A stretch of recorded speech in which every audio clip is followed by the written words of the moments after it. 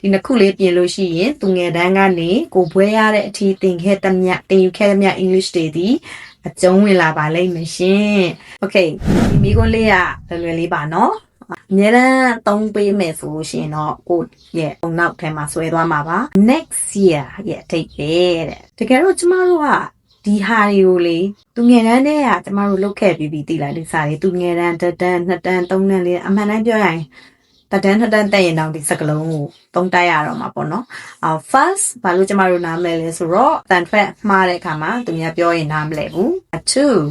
မသုံးလက်တွေ့မသုံးပေးတဲ့အတွက်ကြောင့်မလို့ဖြစ်တယ်အဲ့တော့ကိုသူငယ်တန်းကနေအခုရောက်ရှိတဲ့အသက်အရွယ်အထိသင်ယူခဲ့သမျှ English တွေကိုကိုအတွက်အဖြုံးမဖြစ်ဖို့တကယ်လက်တွေ့ဘဝမှာအသုံးဝင်ဖို့ဆိုရင် first နံပါတ်1အတန်ထွက်ပြင်ပေးပါရှင်နံပါတ်2လက်တွေ့သုံးပေးပါအတန်ထွက်အမှန်လေးတွေကိုသိချင်တယ်ဆိုရင်လင်းဆက် channel မှာ English အတန်ထွက်အမှားတွေကိုပြန်ပြင်ပေးထားတဲ့ဗီဒီယိုတွေအများကြီးရှိတယ်တွားကြည့်လို့ရပါတယ်ပြီးတော့လက်တွေ့သုံးပေးရမှာဖြစ်ပါတယ်လက်တွေ့သုံးနေလို့ရှိရင်ဘယ်တော့မှမမေ့တော့ဘူးเนาะအဲ့တော့သူကလွယ်လေး next ရဲ့အဓိပ္ပာယ်ကနောက်ထပ်လာမယ့်ဟာ next နောက်ထပ်သူသိချင်တာ next year ဆိုနောက်ရက်ဆိုရင် the next day next year နောက်လဆိုရင် next month လာမယ့်တနင်္ဂနွေနေ့ဆိုရင် the next Sunday